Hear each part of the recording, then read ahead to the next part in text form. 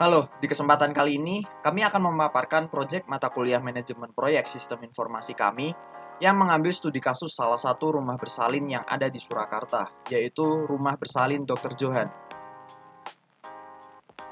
Sebelumnya, saya akan mengenalkan orang-orang yang terlibat dalam perencanaan proyek ini, yaitu saya sendiri Ezra Julang, kemudian ada teman saya Michael Christopher Hatta Sanjaya, kemudian ada teman saya Willem Hendrik Leonard, kemudian ada William Frederick Worotikan dan Lukas Bagus Sutejo. Selanjutnya, sekilas mengenai Rumah Bersalin Dr. Johan. Rumah Bersalin Dr. Johan merupakan rumah bersalin yang terletak di Jalan Surya nomor 34 Surakarta. Memiliki moto melayani sepenuh hati, Rumah Bersalin Dr. Johan merupakan salah satu rumah bersalin terpercaya di Surakarta dan sekitarnya. Rumah Bersalin Dr. Johan selalu mengusahakan pelayanan terbaik dalam persalinan, imunisasi, keluarga berencana, dan pelayanan kesehatan bagi pasien umum, khususnya bagi ibu dan anak dengan pelayanan yang ramah, profesional, serta dengan biaya yang terjangkau. Melihat dari observasi dan wawancara kami berkaitan dengan sistem yang dimiliki oleh Rumah Bersalin Dr. Johan saat ini, segala aktivitas dan proses bisnis rekam medis masih dilakukan secara manual. Dengan demikian, terdapat potensi untuk dilakukan pengembangan sistem yang dapat menunjukkan atau menunjang aktivitas rekam medis menjadi lebih optimal. Sebelum masuk ke dalam perencanaan proyek, kami menentukan project scope atau ruang lingkup proyek kami. Dalam project scope, hal pertama yang kami lakukan adalah identifikasi kebutuhan user. Dalam hal ini, kami melakukan wawancara dan observasi langsung ke Rumah Bersalin Dr. Johan. Kemudian setelah melakukan identifikasi, tahap selanjutnya adalah kami melakukan analisa dari kebutuhan user yang didapat dari wawancara maupun observasi kami. Kemudian yang ketiga, kami langsung saja melakukan perencanaan proyek. Dari perencanaan proyek, kemudian dilakukan eksekusi proyek, dan apabila sistem yang dibuat telah selesai, maka akan dilakukan implementasi. Dari analisa kebutuhan user, kami menentukan product scope kami, yaitu kami akan membuat sistem informasi rekam medis berbasis web dan juga company profile yang juga berbasis web. Sistem informasi rekam medis sendiri digunakan untuk melakukan perekaman terhadap aktivitas medis yang terjadi dalam Rumah Bersalin Dr. Johan. Sedangkan company profile digunakan untuk menjangkau customer dan calon customer supaya dapat mengenal lebih jauh mengenai Rumah Bersalin Dr. Johan. Setelah menentukan ruang lingkup proyek dan sistem yang akan kami buat, selanjutnya kami membuat Work Breakdown Structure atau WBS untuk memetakan apa saja sih apa yang akan kita lakukan dalam proyek ini. Untuk yang pertama, kami melakukan analisa dan kebutuhan. Dalam analisa dan kebutuhan ini, yang pertama kami melakukan wawancara, kemudian ada observasi lapangan, kemudian menentukan kebutuhan. Di sini kebutuhan user, aplikasi, software, dan hardware. Selanjutnya kami membuat rencana proyek, dan selanjutnya melakukan pembagian kerja, dan yang terakhir mempersiapkan sumber daya yang dibutuhkan. Untuk selanjutnya, langkah yang kedua, kami akan langsung melakukan desain website. Di sini desain website berisikan membuat desain sistem, membuat desain database, dan membuat desain UI. Untuk lebih jelasnya, dapat dilihat di layar. Setelah melakukan desain pada website, langkah selanjutnya adalah melakukan pengembangan website. Pengembangan website di sini berisikan yang pertama pengembangan back-end, yang kedua pengembangan front-end, kemudian integrasi back-end dan front-end. Setelah dilakukan integrasi back-end dan front-end, selanjutnya dilakukan review testing website dengan klien. Untuk lebih jelasnya dapat dilihat di layar. Setelah melakukan pengembangan, langkah selanjutnya adalah melakukan implementasi dari sistem yang telah dibuat ke Rumah Bersalin Dr. Johan. Implementasi ini berisikan hosting website, kemudian implementasi ke komputer milik Rumah Bersalin, kemudian melakukan pelatihan kepada sumber daya manusia supaya dapat menggunakan sistem yang kami kembangkan, kemudian yang terakhir melakukan evaluasi pengoperasian sistem informasi, rekam medis, dan juga company profile.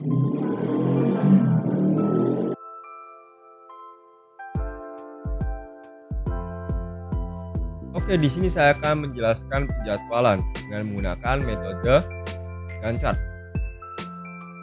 Metode Gantt chart ini memiliki tolak ukur atau memiliki patokan berdasarkan work breakdown structure yang sudah dibuat sebelumnya. Untuk kegiatan pertama yang kami miliki yaitu melakukan wawancara, lalu disusul dengan melakukan observasi lapangan. Kedua kegiatan ini memiliki relasi start to start. Lalu kita lanjut lagi ke bawah yaitu menentukan kebutuhan user. Kegiatan ini memiliki relasi finish to start dari kegiatan sebelumnya yaitu melakukan observasi lapangan. Lalu kita lanjut lagi ke bawah yaitu menentukan kebutuhan aplikasi yang akan dibangun.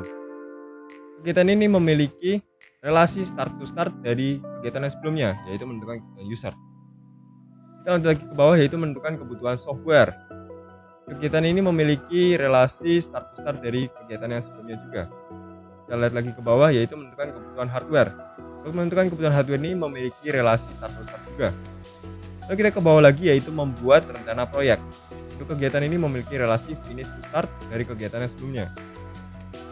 Kita lanjut ke bawah lagi yaitu melakukan pembagian kerja. Untuk kegiatan melakukan pembagian kerja ini memiliki relasi finish to start dari kegiatan yang sebelumnya yaitu membuat rencana proyek. Lalu kita lanjut lagi ke bawah yaitu melakukan perekrutan sumber daya manusia. Kegiatan ini memiliki relasi finish to start dari kegiatan yang sebelumnya yaitu melakukan pembagian kerja. Kita lanjut lagi ke bawah yaitu melakukan pembagian atau pengadaan device atau hardware. Ini kita memiliki relasi yaitu start to start juga. Kita lanjut ke bawah lagi. Ini kita memiliki kegiatan 4 yang akan berlangsung secara bersamaan, yaitu membuat use case diagram, membuat activity diagram, membuat class diagram, membuat hierarchy diagram. Lalu kita lanjut lagi ke bawah yaitu membuat desain topologi jaringan. Untuk kegiatan ini memiliki relasi finish start dari kegiatan yang sebelumnya.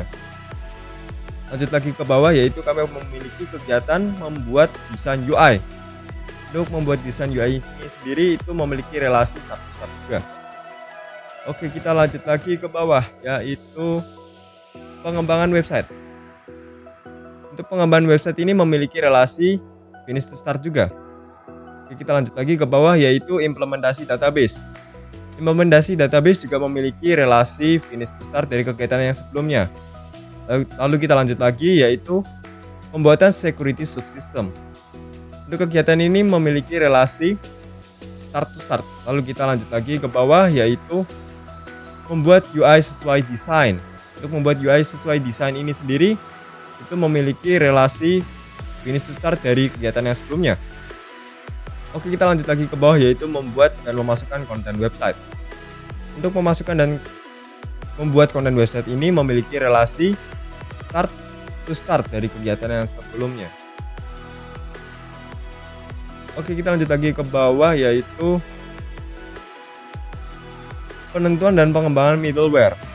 Untuk penentuan dan pengembangan middleware ini sendiri itu memiliki relasi finish to start. Oke, kita lanjut lagi ke bawah yaitu sandbox website. Untuk sandbox website ini sendiri itu memiliki relasi finish to start dari kegiatan yang sebelumnya yaitu penentuan dan pengembangan middleware. Oke, kita ke bawah lagi yaitu penentuan dan pengembangan middleware. Untuk penentuan middleware ini memiliki relasi finish to start.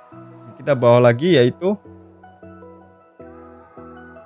review testing website dengan klien.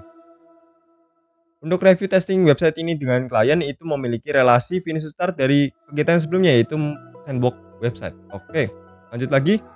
Kita masuk ke perbaikan website sesuai dengan review. Untuk kegiatan ini memiliki relasi finish to start. Lanjut lagi ke bawah yaitu hosting website. Kegiatan ini memiliki relasi finish to start dari kegiatan yang sebelumnya. Lanjut lagi ke bawah yaitu implementasi komputer milik rumah bersalin. Untuk kegiatan ini memiliki relasi finish to start juga. Kita lanjut lagi ke bawah yaitu pelatihan cara pengoperasian, pengelolaan, dan kustomisasi. Untuk kegiatan ini memiliki relasi finish to start. Kita lanjut lagi ke bawah yaitu pelatihan troubleshooting dan juga evaluasi pengoperasian sistem informasi rekam medis. Kedua kegiatan ini memiliki relasi yang sama yaitu finish to start dari kegiatan yang sebelumnya.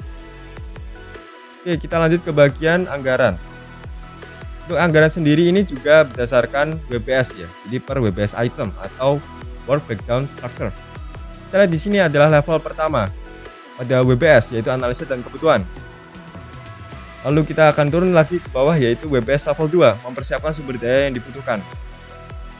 Untuk dana sumber daya yang dibutuhkan atau mempersiapkan sumber daya yang dibutuhkan itu kami membutuhkan 15 juta per bulannya dan akan konsisten selama 5 bulan dengan total 75 juta.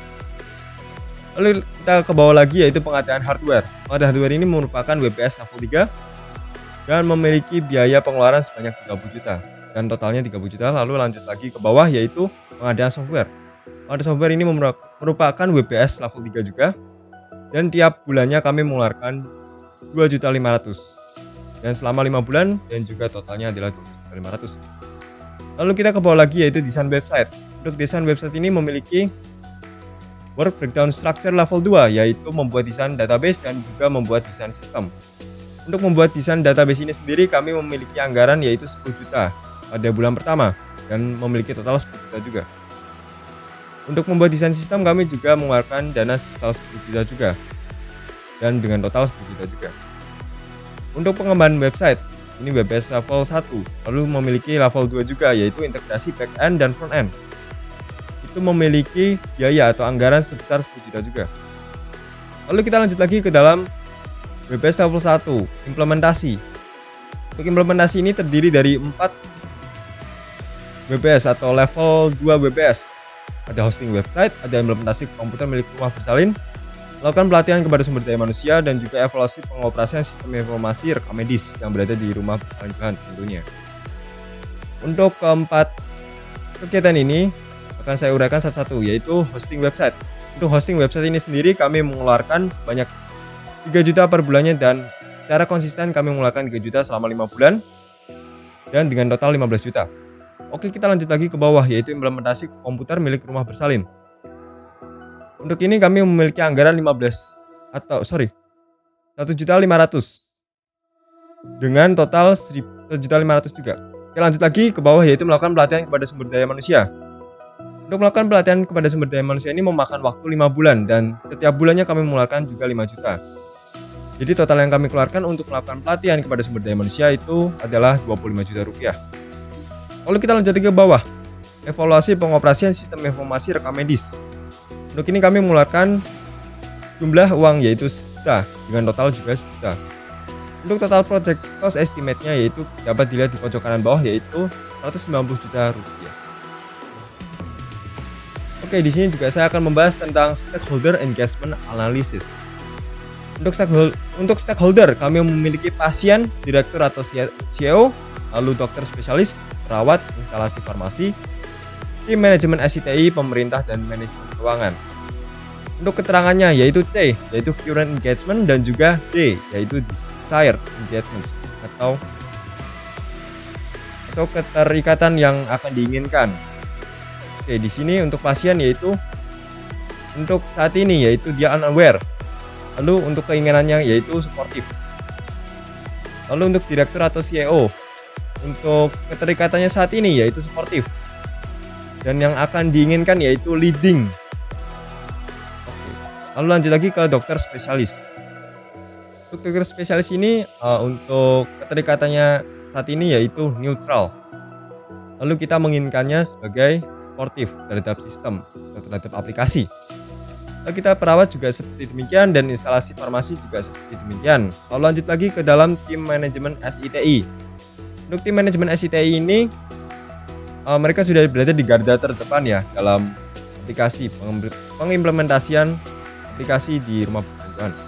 Lalu lanjut lagi ke bawah yaitu pemerintah. Pemerintah ini pada saat ini yaitu resisten dan diharapkan akan neutral. Oke, lanjut lagi ke manajemen keuangan. Manajemen keuangan ini memiliki keterikatan yang neutral. Lalu kita akan lanjut lagi atau kita inginkan yaitu support. Oke, demikian. Terima kasih. Jadi di skenario penjaminan pengendalian kualitas ini itu ada 3 modul. Yang pertama adalah unit and integration testing, ada system testing dan juga user acceptance testing. Dan di unit and integration testing ini dibagi menjadi 2, yaitu ada unit testing dan integration testing. Dan di system testing terbagi menjadi 2 juga, yaitu GUI testing dan stress evaluation. Dan user acceptance testing itu ada 2, yaitu login test dan CR unit test. Lalu untuk di unit testing itu kita membuat tabel secara terpisah karena ada penjelasan lebih lanjut. Yaitu di sini ada use case, model name, function, dan juga statement. Yang dimaksud dengan statement ini adalah query. Dan use case pertama yaitu UC01, itu adalah mode admin, di mana fungsinya itu adalah login ke admin. Itu memiliki 5 query atau 5 statement. Dan ada UC02 yaitu mode karyawan, di mana dia bisa login, dia bisa melihat karyawan, dan dia juga bisa insert karyawan, delete karyawan, dan juga update karyawan. Untuk login sendiri memiliki 10 statement, select karyawan memiliki 10 statement, insert karyawan memiliki 2 statement, delete karyawan memiliki 1 statement, dan update karyawan memiliki 1 statement. Dan untuk di UC03 yaitu model name-nya adalah mode order, di mana dia bisa select order ongoing itu 1 query, insert order ongoing yaitu 2 query, delete order ongoing itu adalah 1 query, update order ongoing 1 query, select order completed 1 query, insert order completed itu 2 query, dan delete order completed 1 query, dan update order completed itu 1 query. Lanjut ke sumber daya proyek. Di sini orang-orang ini memiliki tanggung jawab masing-masing dan dipercaya untuk role tersebut. Di sini ada peranan tanggung jawab. Yang pertama itu adalah Ezra Julang Prasetyo yang dipercaya sebagai project manager di proyek kita. Lalu ada Michael Christopher Harta Sanjaya sebagai software developer, William Frederick Leonardo juga sebagai software developer, dan saya William Frederick Leonardo menjadi software developer juga. Dan lalu ada Lukas Bagus Sutejo yaitu menjadi software analis dan tester. Lanjut kita ke Raci Chart. Di Raci Chart ini kita menjelaskan activity apa saja yang kita lakukan dan orang-orang yang berperan dalam proyek tersebut. Di sini kita ada beberapa activity seperti melakukan wawancara dan lain-lain. Dan di sini ada 5 orang juga, yaitu orang-orang yang bertanggung jawab di proyek-proyek tersebut dan memiliki perannya masing-masing. Dan saya akan menjelaskan Raci Chart secara singkat. Saya akan menggunakan contoh yang ada di activity Raci Chart ini. Contohnya seperti evaluasi pengoperasian sistem informasi rekam medis. Kenapa saya memakai ini? Karena di sini mengikut ada 4, yaitu ada RA, ada C, RR, IA, di mana RACI semuanya ada. Maka untuk saya menjelaskannya lebih gampang. Oke, di sini Ezra Julang dipercaya sebagai C, yaitu consultant, di mana orang yang bertugas untuk kalau misalnya ada yang ingin bertanya tentang apa yang harus dilakukan di activity ini, maka kita semua atau William, dan Michael Lucas ini bisa bertanya ke Julang untuk bertanya apa aja saja yang harus dilakukan di dalam activity ini. Julang yang bertanggung jawab di bagian consultant. Lalu William itu adalah bagian DR, itu responsible, di mana orang itu adalah bertanggung jawab atas activity ini atau orang yang melakukan hal ini, melakukan pekerjaan ini. Dan sama juga dengan William, itu responsible, di mana dia melakukan hal ini juga bersama dengan William. Lalu di sini ada Michael, yaitu informan, di mana Michael sini tugasnya adalah untuk orang yang harus mengetahui hasil dari activity yang sudah William dan William lakukan. Hasil atau kesimpulan yang sudah William dan William lakukan itu Michael harus tahu. Dan untuk Lucas adalah accountable, di mana dia yang bertanggung jawab atas hal-hal yang William dan William lakukan.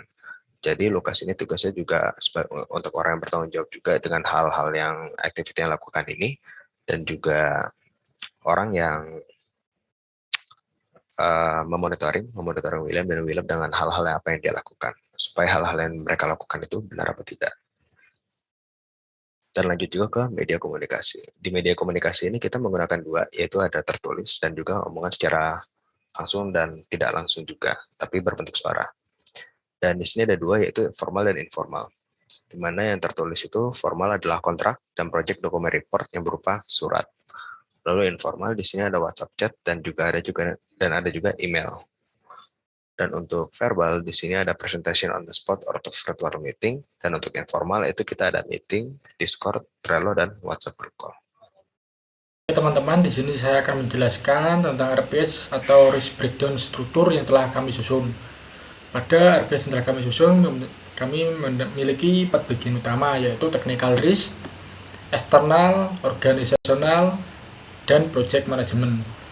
Pada technical risk kami membagi lagi menjadi 4 bagian, Dan pada bagian pertama atau 1.1 yaitu ada requirement, 1.2 ada teknologi constraint, dan 1.3 ada complexity, dan 1.4 ada performance quality.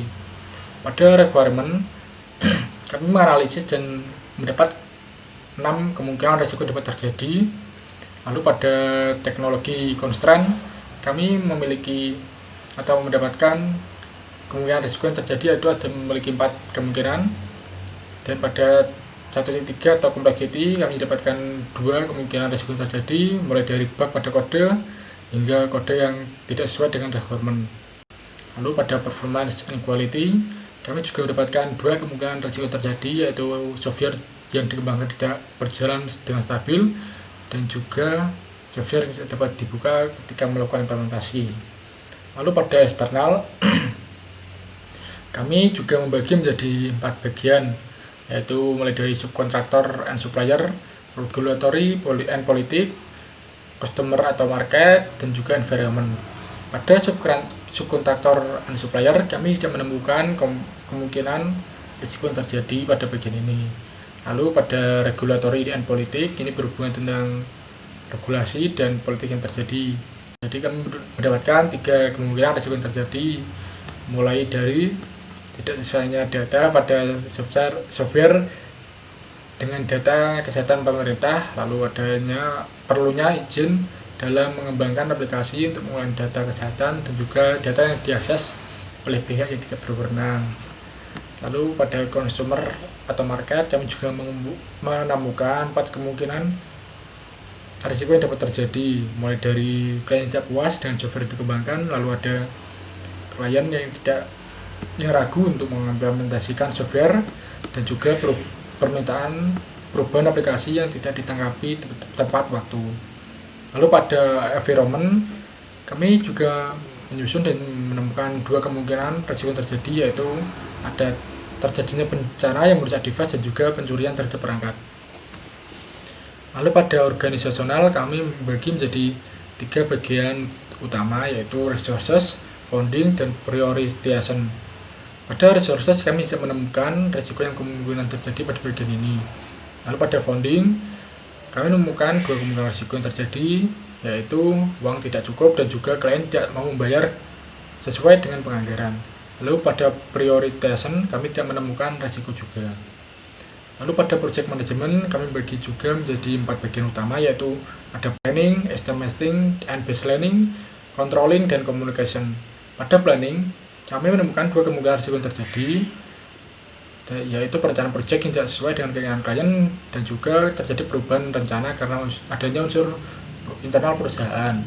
Lalu pada estimating dan baselining kami juga menemukan 2 kemungkinan risiko yang terjadi, yaitu anggaran melebihi dari yang telah ditetapkan, lalu adanya jadwal melebihi dari yang direncanakan. Ada juga controlling yang telah kami temukan ada 2 kemungkinan risiko, yaitu tidak adanya controlling setelah implementasi dan juga kurangnya kontrol ketika implementasi project. Lalu pada communication kami menemukan juga 2 kemungkinan risiko yang terjadi, yaitu komunikasi yang tidak efektif pada tim dan klien. Lalu ini adalah risk scale metric. Pada risk scale metric ini terlihat ada kotak-kotak ini, dan ini ada kemungkinan terjadi dan juga dampak yang kemungkinan dapat didapatkan. Pada kemungkinan yang terjadi ini memiliki level 1 hingga 5. Pada level ini apabila semakin besar levelnya berarti semakin besar juga konsekuensi yang dapat didapatkan. Begitu pula dengan dampak yang dapat kita dapatkan apabila tentang resiko yang telah kita harus susun. Oke, sekarang saya akan menjelaskan risk analysis dan risk response dari manajemen risiko proyek kita. Pertama kita masuk ke tabel risk analysis yang pertama. Di sini kita ada risk scenario, likelihood, impact, dan calculation. Likelihood di sini adalah perkiraan seberapa seringnya suatu risiko akan terjadi. Impact merupakan seberapa besarnya impact atau dampak yang akan terjadi apabila suatu risiko terjadi. Lalu calculation itu didapatkan dari perkalian likelihood dengan impact untuk mendapatkan level risikonya. Semisal kita contohkan, kita ambil di sini di risk scenario yang device yang digunakan untuk mengimplementasi software tidak menumpuni. Dia memiliki likelihood 1, impact 3, maka calculationnya 3. Untuk mendapatkan risk levelnya, kita tinggal lihat ke risk scale matrix yang kita gunakan. 3 itu berada di bagian low, maka dari itu di tabel kita tentukan levelnya itu low. Lalu kita masuk ke tabel risk analysis yang kedua, yang merupakan analisis dampak suatu resiko secara garis besar. Di sini kita ada risk scale, time, cost, dan quality. Misalnya saya ambil di sini ada risk 01 yang merupakan perubahan kebutuhan klien di tengah pengerjaan. Risk scale yang didapatkan dari tabel risk analysis yang sebelumnya itu dia merupakan medium.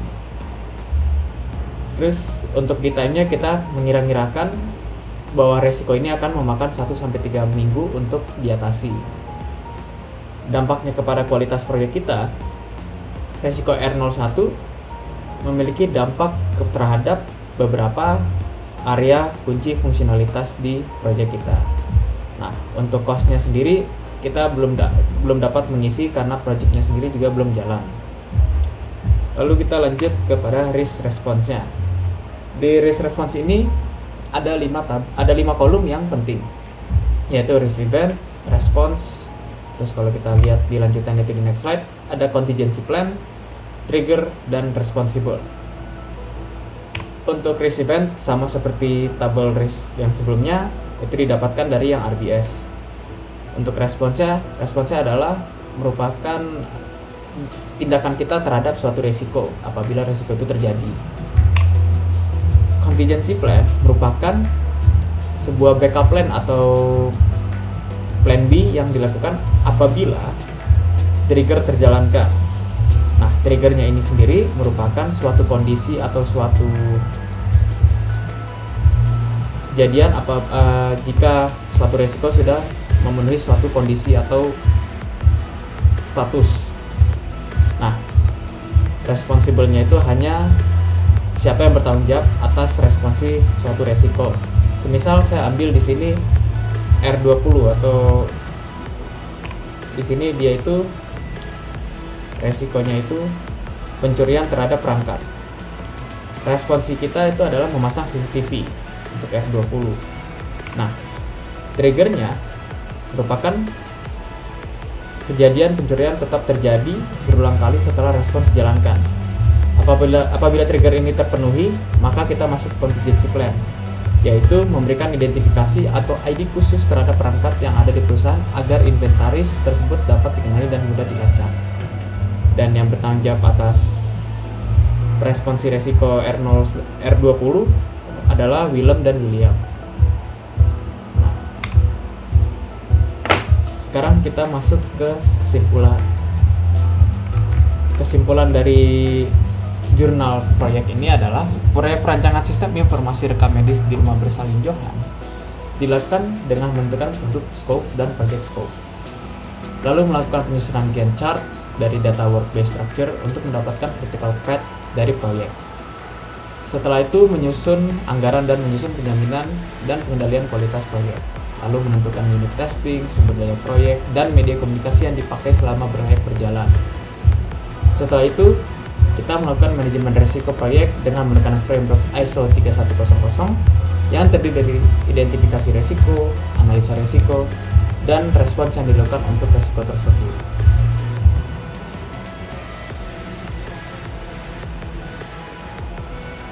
Itu saja dari kelompok kami. Apabila ada kesalahan kata atau penjelasan, mohon maaf. Terima kasih atas perhatiannya.